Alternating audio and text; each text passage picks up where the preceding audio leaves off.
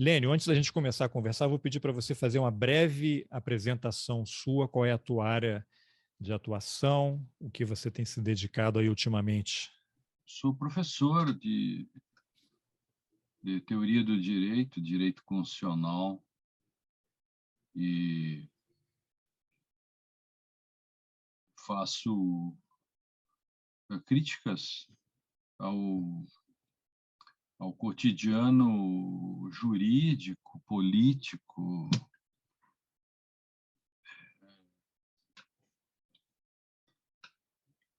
Um democrata, assim, né? Trabalho pela democracia, né? Basta ver meu texto do Pânico Institucional da Folha, de segunda, terça-feira, retrata mais ou menos o que eu faço. Então, esse artigo que você escreveu lá, que é o motivo aqui da nossa conversa, o título é O Brasil em Pânico Institucional. Dizer que as instituições funcionam pode ser apenas ficção da realidade. Então, para quem não leu o texto, depois eu vou deixar o link aqui para quem tiver interesse.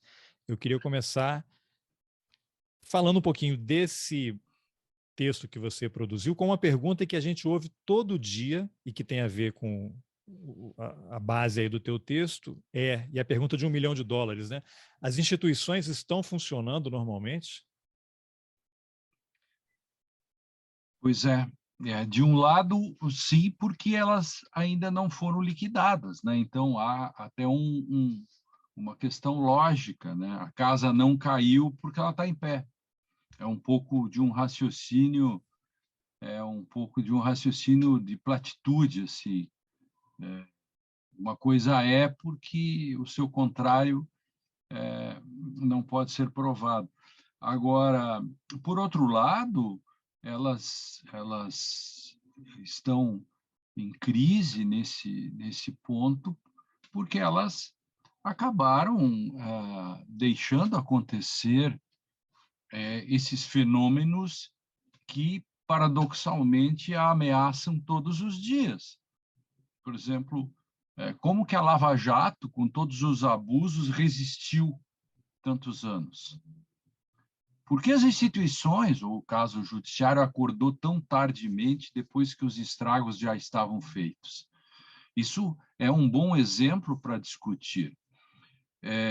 Talvez a, o parlamento, do modo como ele foi composto, ele é uma resposta já disto que eu estou dizendo. Porque esse parlamento é o resultado da antipolítica produzida por uma falha institucional. Esse parlamento é o produto da antipolítica, do amaldiçoamento da política. Esse parlamento é um parlamento produzido num vazio arbitrário construído para os outsiders, como, por exemplo, você pode fazer esse teste. Pergunte se numa democracia como Espanha, Portugal e Alemanha, isso você pode testar facilmente. Quantos policiais tem no parlamento espanhol? Quantos tem na Alemanha? Quantos tem em Portugal? Fala Nem vou policiais chegar na Inglaterra. parlamentares, né, eleitos. Isto, parlamentares policiais. Quantos desse tipo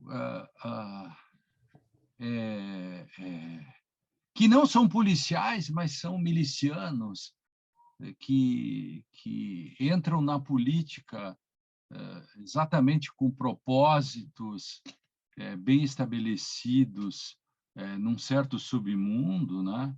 Quantos tem nas democracias consolidadas? Quando você constatar esses dados, Carlos, você já vai dizer, Houston, nós temos um sério problema. Bom, da onde surgiu essa gente? Jabuti não dá em árvore. Eles surgiram, não que eles não existiam, mas as estatísticas mostram facilmente quantos eram e quantos são. Você vai dizer daqui Isto a é, pouco que, assim como a jabuticaba só tem no Brasil, o pé de jabuti também só tem no Brasil. claro, exatamente. Então, claro, Moro e Dallagnol, Força Tarefa, eles entraram dizendo o Brasil é uma sujeira, o Brasil é corrupto, nós, cavalgando as hostes do bem, vamos limpar tudo isso e pronto. E quem veio no vácuo, num parasitaísmo político? Os outsiders. Aí, aí vieram os influencers, os, ex, os policiais, os ex-policiais, deputados ligados ao jogo, a uma série de coisas, deputados nécios, absolutamente nécios, assim, ignorantes, e que entram com o discurso de que está tudo errado, mas se você olhar o gabinete deles e o modo como eles exercem o mandato, você vai ver que o lado errado não é exatamente o que eles apontam, né? Então, por isso que o Centrão nunca foi tão direitão, de extrema direita, e por isso que a janela partidária inchou tanto tudo isso. Isto é, outsiders. O problema, as instituições estão funcionando? A sua pergunta. Bom, se elas estivessem funcionando, elas seriam filtradas. Por quê? Porque a instituição filtra. É ela que sustenta a democracia. Quer dizer, num conceito clássico, instituições são padrões regulamentares de condutas que fazem intermediação entre o Estado e a sociedade. Onde elas ficam fragilizadas ou inexistentes, tem ditadura ou populismo, autocracia. Mais forte as instituições, menos possibilidade de autocracias, né? de uma ligação direta do governante com a população. Tem que ter intermediação. Agora, se a própria intermediação faz o trabalho ao contrário, ela desinstitucionaliza, Carlos, aí, de fato, nós temos uma crise. E aí, o resultado de tudo isso, nós temos o presidente que diz o que quer, faz o que quer, e as instituições não o impedem. O único que se contrapõe é o Supremo Tribunal. Por que você acha, Carlos Alberto, que o Supremo é tão odiado pela extrema-direita brasileira? Porque no cabo de guerra, em que um puxa de um lado e outro puxa do outro, o Supremo está sozinho e resiste, como em 7 de setembro, tudo isso, com todos os problemas que você pode ter com relação a decisões do Supremo, com relação a anterior ao fim da Lava Jato. Quer dizer, o Supremo também foi responsável porque permitiu as diatribes e os abusos do Moro e do Dallagnol e companhia. Deu-se conta, por escassa maioria, bem no final agora. Agora, também, por outro lado, não se pode negar que o inquérito, que é tão criticado pela direita e pela esquerda, a esquerda comete seus erros também aí, a esquerda critica Alexandre de Moraes por ter feito esse inquérito. Esse inquérito é salvador, meu querido. Eu escrevi, fui um dos primeiros a dizer, esse inquérito salva a democracia brasileira. Por isso que ele é tão odiado, Alexandre de Moraes, nesse sentido aí. E ontem E na assim por Câmara, a diante. PL das fake news, os caras conseguiram retirar de urgência, né? Estão todos deputados bolsonaristas indo às redes dizer que a democracia está momentaneamente salva. Claro, querido, imagina, isso é mais ou menos como você está votando a lei seca votada por alcoólatras. Entendeu? Agora, quando Claro você que fala ninguém... que você mencionou a questão do filtro, né? Pelo seu raciocínio, se as instituições é que filtram e o resultado do que é filtrado é o que nós temos aí acho que já tem uma resposta, né? Porque se você começa a analisar a formação dessas instituições, aí usar o exemplo do judiciário, né? Que você tem indicações, mas a pessoa tem que ter. Quem é que estuda direito, né? São as elites, né? Quem é que faz concurso, quem é que é aprovado. Então você tem esse caldo que é jogado neste filtro, que é estruturado por essas mesmas pessoas, com esses mesmos pensamentos. Eu lembro que há umas 2, 3 semanas viralizou aí o vídeo de uma audiência de um TJ, não me lembro em qual estado, em que a desembargadora defendeu o voto no Bolsonaro, numa sessão. E tudo bem. Agora, por que isso aconteceu?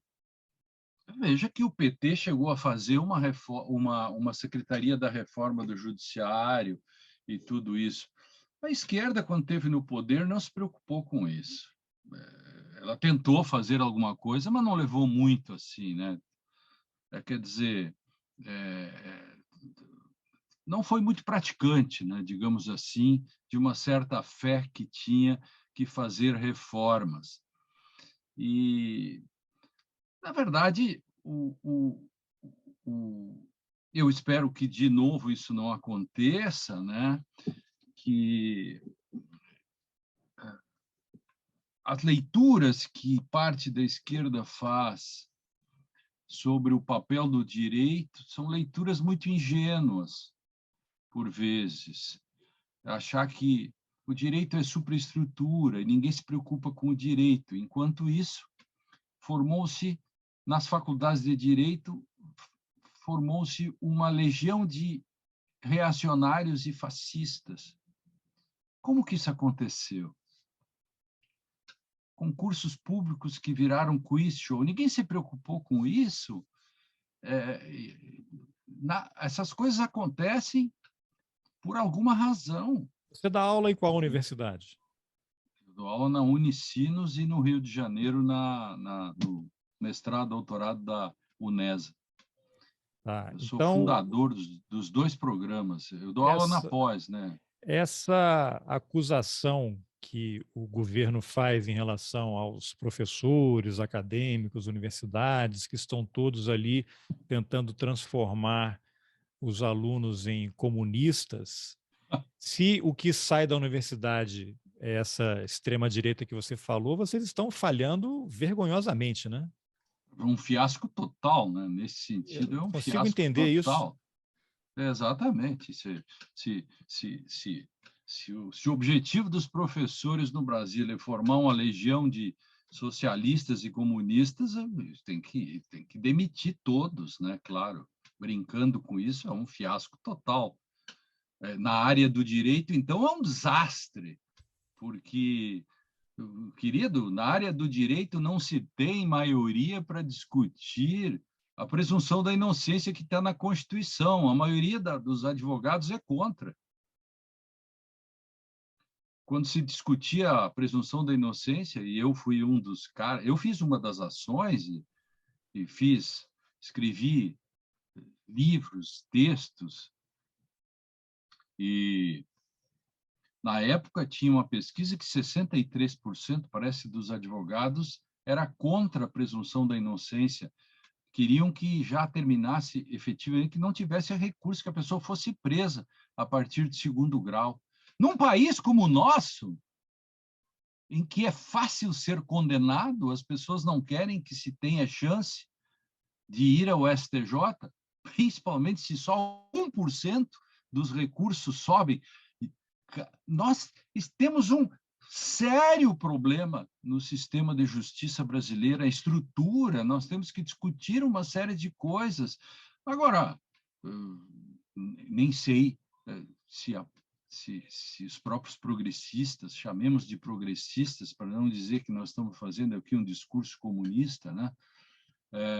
Dizer que os progressistas brasileiros, não sei se de fato os progressistas estão tão preocupados efetivamente com essas questões.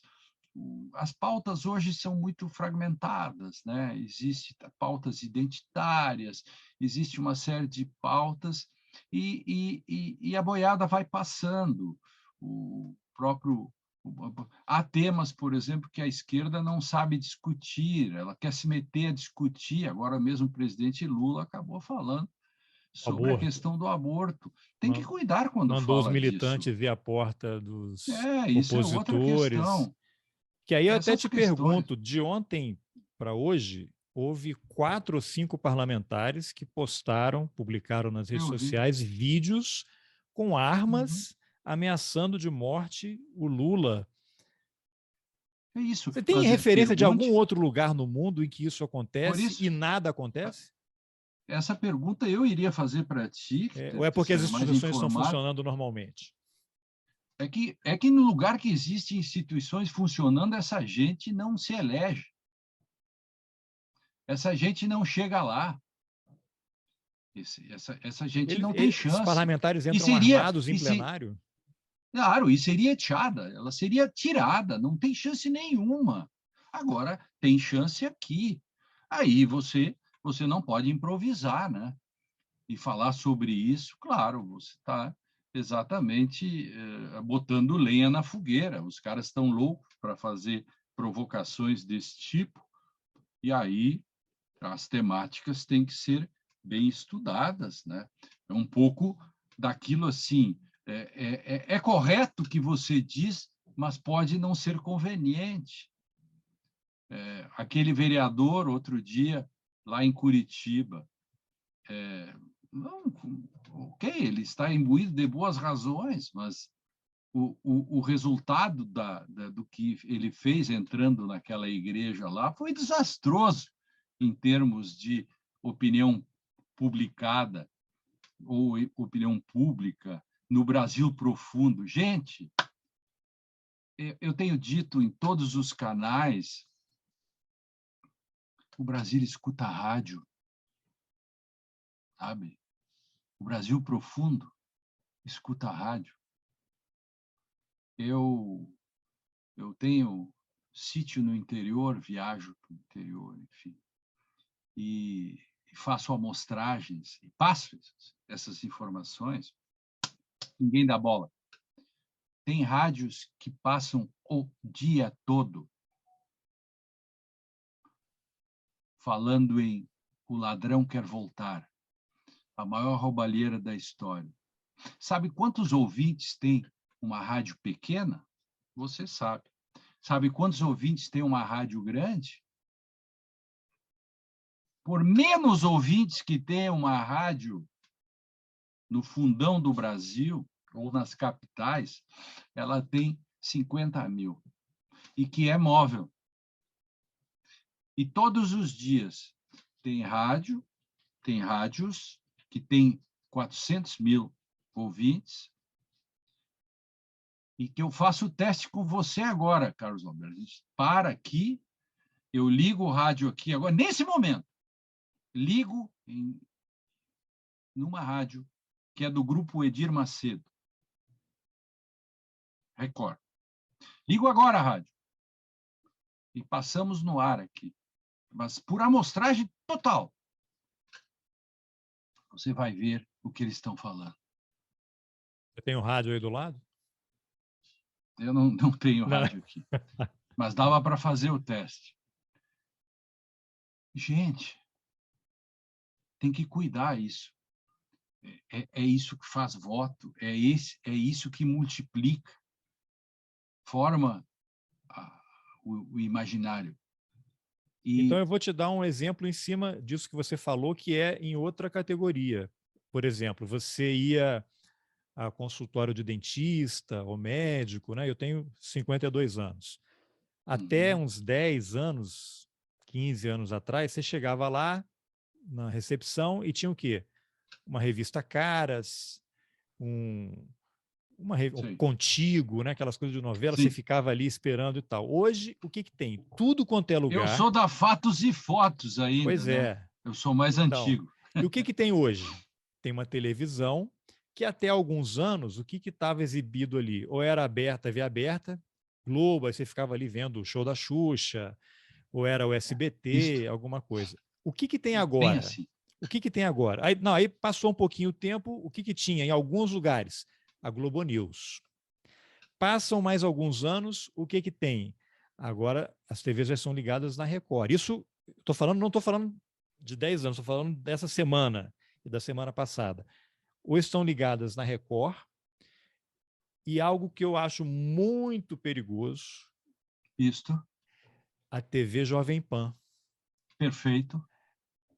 O dentista, o meu ortopedista, eu vou a alguns lugares e as pessoas estão sendo massacradas, bar, restaurante, as pessoas estão almoçando ou em grupo, estão conversando, acham que a informação não está entrando no cérebro. E é isso. Mas está lá, então elas estão sendo massacradas o dia inteiro com canais de extrema direita. Não é que não tem opção.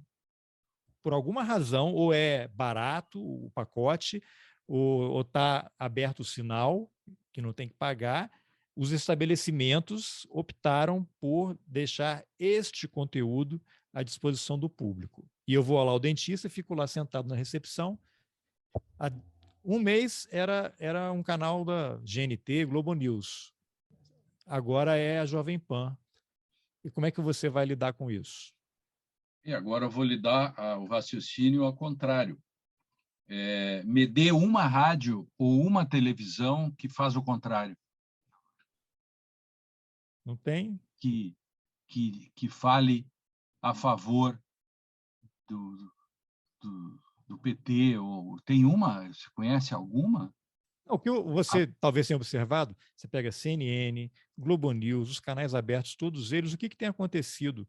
Toda semana eles fazem entrevistas ao vivo com Sérgio Moro, com Dallagnol, com Dória, com Eduardo Leite. Quantas Porque vezes o os Lula que apareceu? Quantas vezes o Lula foi entrevistado? nenhuma. E quer ver? E quando não é, quer dizer, ou o canal é abertamente, a rádio ou a TV é aberta ou por cabo, abertamente a favor de Bolsonaro, É. ou quando ela for contra, ela é a tese dos dois demônios. Nem Isso que Lula, nem levou a Bolsonaro. Miriam, isso que a Miriam, Leitão. depois dos erros que ela cometeu um tempo atrás, mas nunca é tarde para se arrepender, antes a tarde do que a noitinha, né, como se dizia, ela disse que a tese da terceira via é uma tese falsa por causa da tese dos dois demônios. Você tem dois demônios e você traz o seu santo, que ainda não se descobriu qual é, mas aí você tem os dois demônios. Ora, equiparar Lula a Bolsonaro é uma tese perversa. Quer dizer, então você não tem ganho, é jogo de soma zero. Ou o veículo é Bolsonaro, ou ele não é. Só que aí ele é anti-Lula. O que ele faz? Ele constrói, a partir da tese dos dois demônios, o caminho do meio. O caminho é da virtude. Mas eu já In identifiquei médios, uma terceira a via. virtuosidade do meio. Eu já identifiquei uma quarta via além disso, que isso era comum, nem Lula, nem Bolsonaro. Mas o que eu já tenho identificado pessoas me falando, até tem uma pessoa que me ouve aqui que vai ouvir isso, não é nada pessoal, por favor, não vou citar nomes, mas o que dizem, mas essa pessoa não foi a única, assim, Lula e Bolsonaro são iguais, são ruins, são corruptos. Eu falo, aliás, assim, o Lula é corrupto. Eu falo, mas o Bolsonaro também tem rachadinha. Não, mas o Lula é mais. Esse Pronto. discurso, o PT inventou a corrupção, né? Isso. Então, assim, eu não vou votar nem no Lula, nem no Bolsonaro, porque mas aí quando começa a comparar, para eles o Lula é pior. Está se Uhum. cristalizando essa ideia de Sim. que na comparação e aí você fala, mas e o Bolsonaro defende tortura, o ídolo dele é o urso.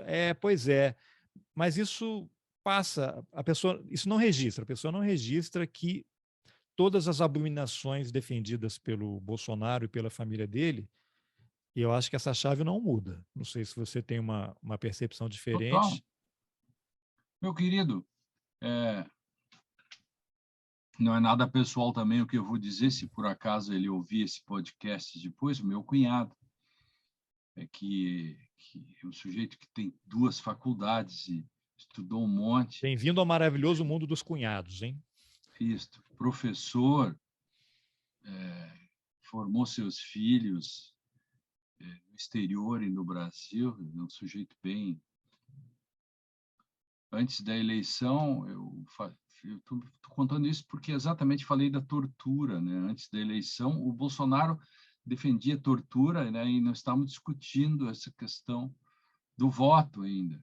E não era nem o Lula o candidato, era já o Haddad, né? E ele disse, mas como você, um humanista, alguém que estudou e tal, aceita essa questão aí não se indigna com a questão da tortura? Ele disse, melhor isso do que a roubalheira do PT. E, Carlos Alberto, se a esquerda, os progressistas, ou o nome que se dê, não entenderem esse fenômeno, chamemos a esse comportamento de um arquétipo, assim, a eleição não será vencida. Agora, isso foi normalizado, porque isso é uma parte do problema, essa E essa é a história palavra-chave.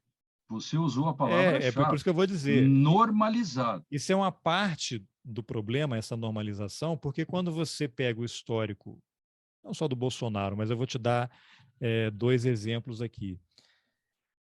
Na votação do impeachment da Dilma, todos vimos em rede nacional Jair Messias Bolsonaro elogiar o Ustra, né, dizendo que era o terror da Dilma Rousseff. Alguns parlamentares vaiaram, muitos aplaudiram.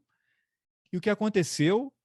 Nada. Ele foi eleito presidente da República. Eu me pergunto, eu não tenho nenhum conhecimento em direito, eu sou jornalista, significa que eu sei praticamente nada sobre todos os assuntos. Então você depois vai me corrigindo aí. Então eu não sei. Alguém não. Eu não sei, a lei não diz, a Constituição, quando alguém vê alguém em flagrante delito, eu, cidadão, não posso dar voz de prisão, mesmo não sendo autoridade policial.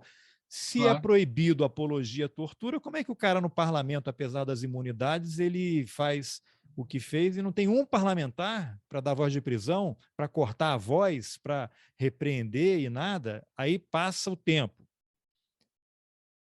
Ano passado, na confusão da Covid, general Braga Neto, ministro da Defesa, é convidado, porque não conseguiram aprovar a convocação, para ele ir à Comissão de Fiscalização e Controle da Câmara falar dessas confusões de vacina e tal. Ele que já havia sido chefe da Casa Civil, ministro-chefe da Casa Civil.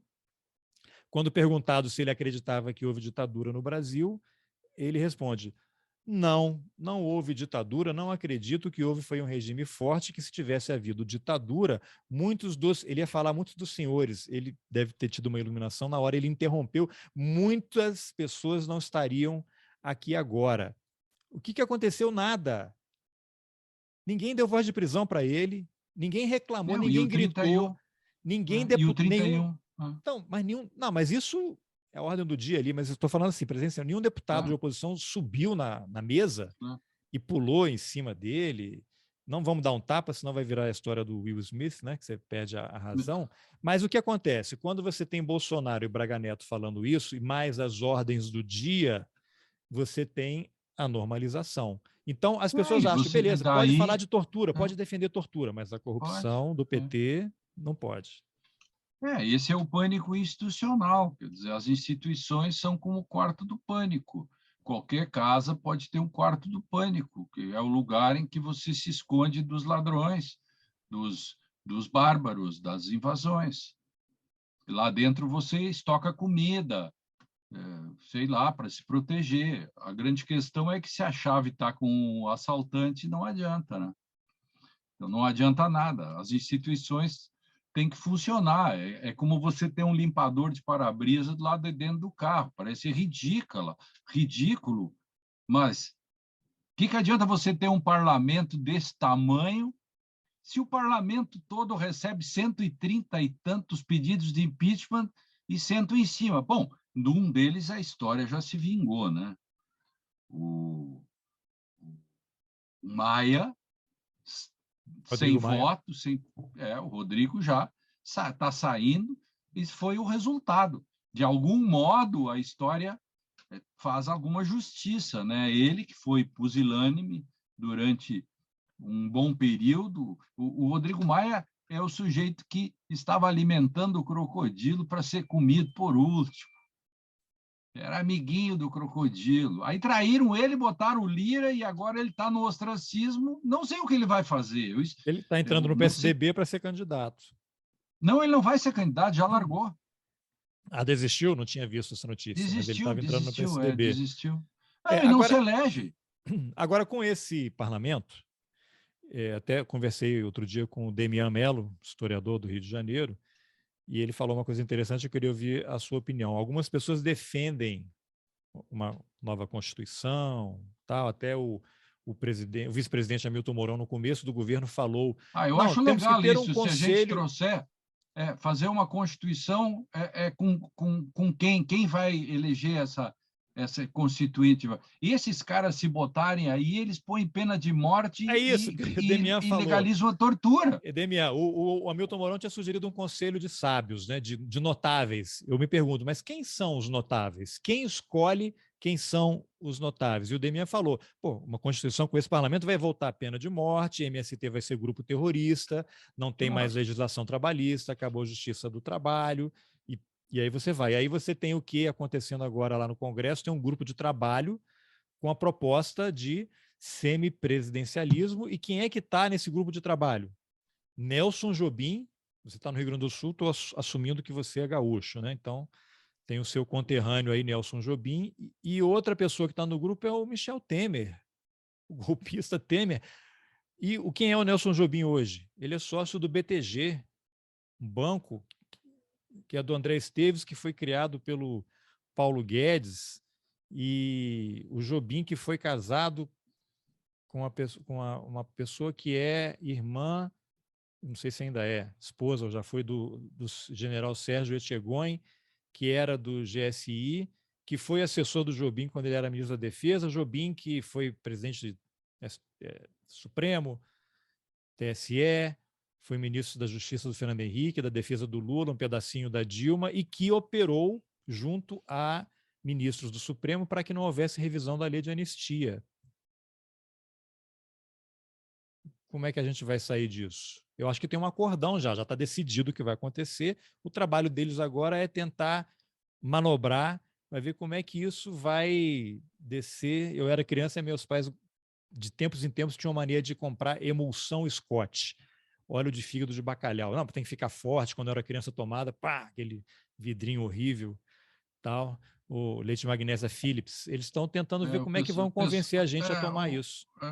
O pessoal falava muito mal do cara porque o peixe das costas, lembra disso? Sim, era aquele vidro azul com o bacalhau nas costas, laranja. O bacalhau enorme nas costas, né? Eu tomava muito isso. Eu tomei durante anos. Mas eu gostava mesmo, eu odiava, mas eu gostava mesmo era de Sadol. E que o Sadol tinha um gostinho assim que parecia um licorzinho, né? No meu caso era o biotônico Fontoura. A mesma coisa. O Sadol e eles faziam concorrência. Tinha até o almanaque biotônico Fontoura, né? Que os sábios, essa turma do Mourão e tal, que os sábios com C cedilha, eles liam as pílulas de felicidade do almanaque Renassim, que é outro que existia, e iam para o bar deitar sabedoria, né? Então, aí a minha tia Ana, que era uma senhora bem forte, assim, ela dizia, tem que tomar a emulsão de Scott. Eu dizia, mas eu queria, mas eu gosto mais de Sadol, ou biotônico, enfim. Ela dizia assim, Sadol is Fedapis, quer dizer, ela falava só alemão, ela dizia que era mijo de cavalo, né? Tinha aquela cor de mijo de cavalo, assim, né? Então, realmente fazer as pessoas tomarem emulsão de Scott ou tomar óleo de rícino ou as pílulas de aquelas Mainzentropfen, que são aquelas coisas horrorosas que se eram gotas com gosto horroroso, que tomava com açúcar, que você ia na aula, todo mundo sabia que você tinha tomado Mainzentropfen, que era uma coisa para limpar o corpo todo. Era um purgantão, eu não sei como Essa é que é saber qual isso. é a versão que esse grupo de trabalho vai aplicar aí para a gente agora, né? Eu acho que vai ser as Mainzentropfen nesse, né? Que todo mundo vai sentir, né? Que nós estamos tomando isso. A coisa não está fácil. Precisamos precisamos falar sobre isso muito. Nós precisamos de retomar a chave dessas instituições, de algum modo, e até agora estamos salvos pelas cláusulas pétreas, né? Porque o segundo pós-guerra, você é jornalista, mas no direito a gente tem assim, o segundo pós-guerra foi muito importante, porque quando terminou a guerra, as grandes potências, enfim, as democracias europeias que foram destruídas, né? A maioria, elas se deram conta de que o direito tinha falhado. Não adiantava você ter uma democracia com uma constituição se qualquer maioria que chegava no poder tomava conta do poder e o direito não segurava a política. Se dá conta? Esse é o segredo das Mas isso é o que o democracias Bolsonaro europeias. fala, né? As minorias têm que se submeter ao desejo da maioria. Claro, aí é que está. Mas aí como é que as minorias elas se salvam? A partir das cláusulas pétreas. O constitucionalismo, por isso que eu começo o meu artigo, constitucionalismo é você fazer direito pelo direito e com o direito através do direito, né? Ah, você mora com 9 pessoas que não gostam de você, não adianta você ter um dispositivo dizendo que você vai ter votações democráticas. Eles vão fazer uma mudança no próprio regulamento para tirar você pela janela. Como é que você se salva? Você se salva botando um dispositivo que é imexível, que é impossível você mexer. Mesmo com a eleição democrática, você tem 8 que não Claro. gostam, 8-1, perdeu. Claro, mas se você tem que botar um dispositivo dizendo que mesmo que você perca por 8-1, essa eleição não vale porque eles têm cláusulas que não podem ser alteradas. Por exemplo, a sua integridade física. Isso são as chamadas cláusulas pétreas. Se segura a democracia no mundo a partir das cláusulas pétreas. Creia, o artigo 60 da Constituição até hoje ainda segura o Brasil, porque ele impede pena de morte, ele impede... Por que estão tentando fazer a emenda do presidencialismo esse aí? Semipresidencialismo. Por quê? Porque é um modo de tentar driblar, não esquece que no 60 está dito, não é possível você mudar de sistema de governo. Mas se você fizer um semi, talvez isso passe. Está entendendo? Então, as instituições elas estão assentadas em cima do direito, mas se o direito é frágil e ele não puder ser, digamos, esgrimido, ninguém na Europa pensa, por exemplo, na volta do Salazar em Portugal, Você ou escreveu, então... ninguém diz que a Constituição atrapalha o país, né? Isso, é isso. São pequenas coisas que Porque de acho que o almanaque Bolsonaro Renan. ou o Mourão, algum deles falou É, isso, né? Isso. O Bolsonaro disse que tinha nojo, náusea de cumprir a Constituição. Então, isso parece coisa de almanaque Renassim, o que nós estamos dizendo, que são coisas tão óbvias. Se você diz isso na Alemanha, o lugar, o cara disse assim. E tem um pouco assim, uma brincadeira na Alemanha, né, do sujeito diz, O que acontece aqui na Alemanha se o sujeito dirige sem carteira? O cara diz, por quê? Como assim? Não, o sujeito é preso dirigindo sem carteira, mas ninguém sai sem carteira dirigindo. Ponto. Parece tão simples isso. Por que alguém diz assim? Ah, mas a eleição, o que faz mais votos ganha. Não precisa, você não precisa dizer isso. Se você precisar dizer isso, é porque você está com problema. Então, essa questão toda. Eu Por quero te isso jogar que por conta eu desse. estou em É, pânico institucional por isso. é, tem uma questão que sempre aparece, e aí nos regimes autoritários, nas ditaduras, nós temos uma frase que não é minha, né, uma expressão, os juristas do terror, tem os advogados do terror e não sei o quê. Aí tem uma coisa que sempre volta até ontem, tem um advogado tributarista muito famoso aí, Ives Gandra Martins, que empresta a pena dele a todo momento para fazer análises da Constituição, em especial o artigo 142, o mesmo artigo que os militares operaram lá na Constituição de 88 e ficou meio como uma pegadinha, né? E aí o Ives Gandra vai e fala que o artigo 142, sim, determina que os militares são o poder moderador e eles podem fazer isso e aquilo, e é um artigo recorrentemente mencionado pelo Bolsonaro, pelo Mourão e por outros militares. Aqui se presta isso, né?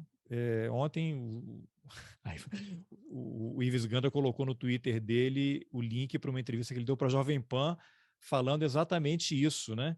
Que o Supremo, em outras palavras, que o Supremo atrapalha, o Supremo está aparecendo demais, o Supremo está criando confusão. Você vê que é uma movimentação armada. O que você poderia comentar sobre isso? E aí, amarrando com uma outra questão, que é: você conhece algum outro país no mundo em que ministros da Suprema Corte são popstars, que todo dia eles estão na mídia, dão entrevista, vão a podcast, televisão, rádio, antecipam voto, batem boca e tal? Eu lembro que eu morei nos Estados Unidos já, e lá você não tem isso. A Suprema Corte, eu ouvi outro dia um podcast do New York Times, o repórter que cobre o judiciário falou: olha, os ministros eles não falam, um ou outro jornalista tem algum tipo de acesso ali muito restrito, e a cada 6, 7, 8 anos você vê uma reportagem que antecipou alguma coisa de decisão de aborto, não sei o que, é uma coisa raríssima. Esse fenômeno que acontece no Brasil, eu acho que é só a Rosa Weber que é a única assim que não dá entrevista, que eu não vejo em nenhum lugar ali, mas os outros todos eles estão assim, são comentaristas, né, de programa de auditório. Qual é o mal? Como isso contribui para que as instituições continuem funcionando normalmente?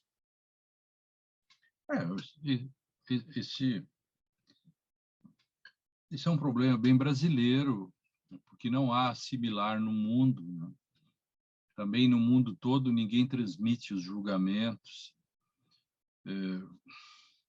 Isso é uma questão que é bem jabuticaba também. E também no mundo todo não tem um dispositivo que nem o 142, mas se tivesse, também não apareceria, dificilmente apareceria alguém ou teria alguma repercussão como o Ives Gandra, né? O Ives Gandra, ele é um sujeito culto e tal, ele deveria ler a peça O Rei Lear, né? Que é sobre a questão, né? Que o sujeito envelhece, precisa envelhecer com sabedoria, né? Então, não dá para dizer esse tipo de coisa que ele está dizendo com a idade que tem, né? Eu lamento profundamente que um homem desse, com toda a titulação e com todas as coisas que ele já escreveu e tal, principalmente nos últimos anos, ele tenha se especializado em fazer coisas erradas. Eu estou sendo bem educado, como eu sempre tenho, porque eu tenho uma boa relação com ele, como eu tenho com todos os grandes juristas, os grandes advogados, professores do Brasil, provavelmente eu tenha um currículo, o currículo, não sei, não o melhor, mas o maior, talvez, de tanto que eu já escrevi. Então, também estou um pouco autorizado a fazer críticas ao Yves Gandra, que eu já fiz. Eu escrevi 3 ou 4 textos, inclusive um tem o título Yves Gandra está equivocado. Está no Conjur. Ainda ontem mandei esse artigo, que eu posso mandar depois para você. Sim, vou disponibilizar também. Eu mandei para um repórter aqui. Ontem eu fui resolver um problema burocrático no banco, e escutando o rádio, eu fui zapeando, e uma das rádios que é anti-Bolsonaro, mas morista, ou terceira via, quer dizer, tese dos dois demônios, fazia uma crítica à esquerda e à direita, como sempre, né? Eu gosto dessas, assim, dois demônios todo tempo. E uma parte ele falava sobre o artigo 142, falava do Yves Gandra. Aí eu, na hora, parei o carro e peguei um dos meus artigos, e um que tinha Gandra na capa, e mandei a ele. Parou o ele, carro porque inclusive, você ouviu, você entrou em pânico institucional quando você ouviu aquilo, você teve que mantenho um parar o carro. pânico institucional. Parei o carro, mandei na hora para ele, depois ele me respondeu e ele citou o artigo, né? Porque ele achou, provavelmente, ele disse, esse cara está me escutando, me mandou o artigo e eu não falar, e ele falou, olha, o professor Lênio Streck é absolutamente contra essa interpretação do Yves Gandra por tais razões, porque eu sou bastante duro no meu artigo, você Que vai tem ver, eu isso, as vou mandar para pessoas ouvem você. um artigo do Yves Gandra, as pessoas acham que é verdade, que é fato, está Isso. consumado. E aí eu também fiz um artigo contra o Braga Neto, ou um outro desses generais, aí são tantos generais, Heleno, também sobre o 142. Aliás, um artigo que bateu mais de 100 mil leitores no Conjur, em que eu rebato um desses generais sobre o me 142. manda aí também, se puder. Você, nesse negócio aí, eu sou expert nessa interpretação aí do 142, que eu tenho brigado há muito tempo Então, por isso. resumidamente, para quem só fica ouvindo, quem está lá no dentista, ouve a Jovem Pan entrevistando o Yves Gandra, o que você diria sobre o artigo 142, que é uma mistura de jabuti com jabuticaba, né? Na verdade, o 142, se interpretado por pessoas racionais e que tenham estudado um pouco de hermenêutica jurídica e que não tenham má vontade e que não sejam a favor de ditaduras, esse é um artigo que não tem problemas. É mais ou menos como alguém que diz assim: é proibido carregar cães na plataforma. Perfeito. Agora, até aí não tem problema. Agora, se vem um cara esperto, malandro, que diz é proibido carregar cães na plataforma, mas eu quero levar um urso, porque afinal não está proibido ursos, o que não é proibido é permitido. O que é uma leitura absolutamente equivocada, é uma hermenêutica de galpão, que ninguém faria, mas no Brasil há que se cuidar. Esse tipo de interpretação do 142 é absolutamente equivocado, absolutamente torto, sem nenhum sentido. Isto é uma interpretação que qualquer professor bem intencionado da Faculdade Balão Mágico diria que o dispositivo diz de tudo, menos que os militares são os tutores da democracia. Ponto. Você disse que um dos poderes pode invocar lá as Forças Armadas, mas e se os três invocarem? Porque um não concorda com o outro. E Como outra, é que vai invocar as fazer? Forças Armadas é para cuidar não é para Fronteiras? tomar o poder. Não é para tomar o poder, é para proteger o poder numa circunstância de GLO e esse tipo de coisa. Não tem nada a ver com as instituições. Pois é, mas Enlouqueceram. GLO, GLO é uma coisa polêmica, né? Que remete ao Haiti e Ah, algumas bom, não, pessoas sim. acham. Não, não, não. É, Eu queria te ouvir sobre GLO, porque as pessoas acham que é. GLO é parte da estratégia para quem está nessa. Ah, Tem muita gente que é estuda, né? que Essa história de guerra híbrida e tal, esbarra em teoria da conspiração e GLO.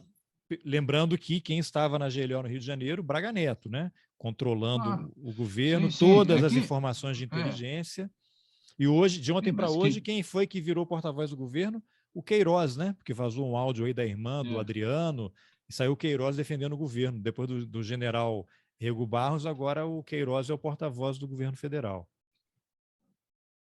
é, você pode fazer isso é que nem isso é que nem a que nem o átomo ou que nem a energia nuclear. Você pode salvar e pode matar. Então, o GLO, bem utilizado, vai ter um momento que é importante, que você use, está na legislação, isso faz parte, isso é que nem estado de sítio e estado de defesa, está na Constituição, está tudo regulamentado. Agora, se você quiser usar esse tipo de coisa para instrumentalizar e botar milícia no sistema, etc., bom, aí você transforma tudo no... O Haiti é aqui, né? Como diz na música. Agora, Aliás, ah, treinaram no Haiti, exatamente.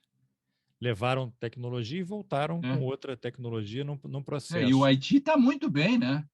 Uh, É, não se fala de outra coisa no mundo todo. O é, mundo todo agora vai estar mandando gente estudar no Haiti sobre como o Haiti está bem. Ah, é. você vai para a Europa, qualquer lugar, as pessoas só falam no Haiti. Oh, como o Haiti está bem, que maravilha aquilo. O Brasil passou por lá, que coisa impressionante. Deixaram o Haiti uma verdadeira maravilha. Isso é realmente é muita expertise.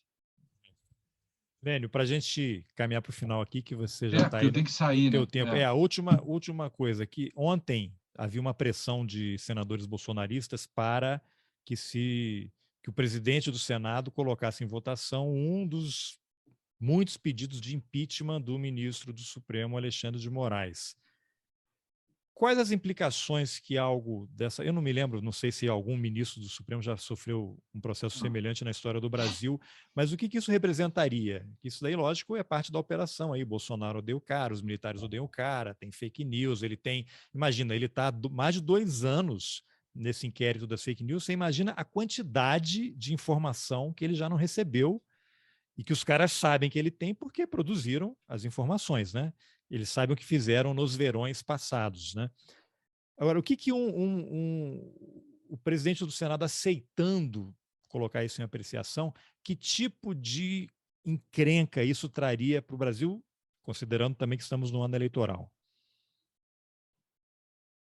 Bom, isso é o egg the dog, né? O cachorro correndo Balançando o atrás do rabo.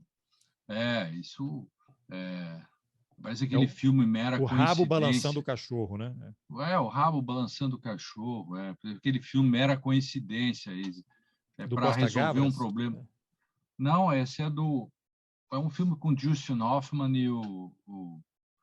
e Robert De o Niro. Robert De Niro, Isso. em que o presidente dos Estados Unidos pega uma menina de, de Menor, menor no Salão Oval e eles inventam uma guerra contra para tirar a atenção. a Albânia.